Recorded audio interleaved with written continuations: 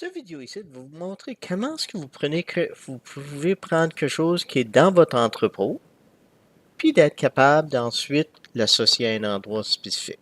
So, dans ce cas ici, je vais venir dans mon entrepôt. Je recherche pour un access point. Je peux cliquer dessus.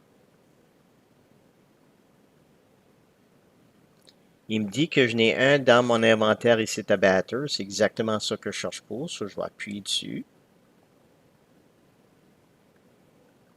Puis, je peux voir le numéro du code barre. So, je peux aller à l'item à ce moment ici. Donner un exemple. L'autre façon que j'aurais pu le faire, c'est que j'aurais été dans mon entrepôt. J'aurais été directement à la partie, excusez, je vais te la ramener ici, dans le module, accès à un bien. Puis j'aurais recherché l'item que je recherchais pour, qui était CCNB 1000. Voilà.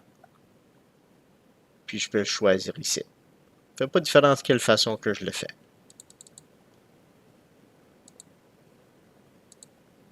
So, quand je choisis mon item, puis je rentre dedans, la seule chose que j'ai besoin de faire pour l'enlever de l'entrepôt ou le stockroom, si je clique le bouton ici qui est désassocié, il va l'enlever du stockroom. Ensuite, ma responsabilité ici, c'est de indiquer où ce qui est supposé être attribué. So, la première chose, je vais attribuer à un édifice en particulier. So, je l'envoie au CEI. Puis je vais l'enregistrer en appuyant sur le bouton attribuer. Ensuite, parce que c'est un item qui n'appartient pas à quelqu'un en particulier, ça va à un endroit spécifique, on va choisir attribuer un local. Ça, je vais encore choisir CEI, mais cette fois-ci, je vais dire que je le place dans un endroit 222. Puis je choisis mon local. Puis je vais faire attribuer. Si c'est un item qui appartient à un employé ou qu'un employé va travailler avec eux-mêmes, au lieu de l'associer à un endroit, vous allez l'associer à une personne. Par la suite, je descends juste, puis il faut que je fasse 2 ou 3 petits changements ici.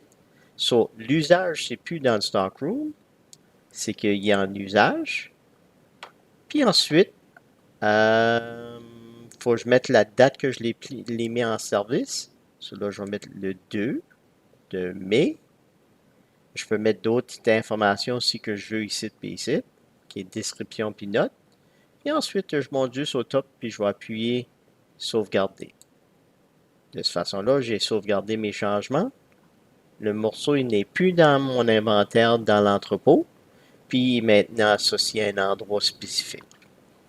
Merci beaucoup et bonne journée.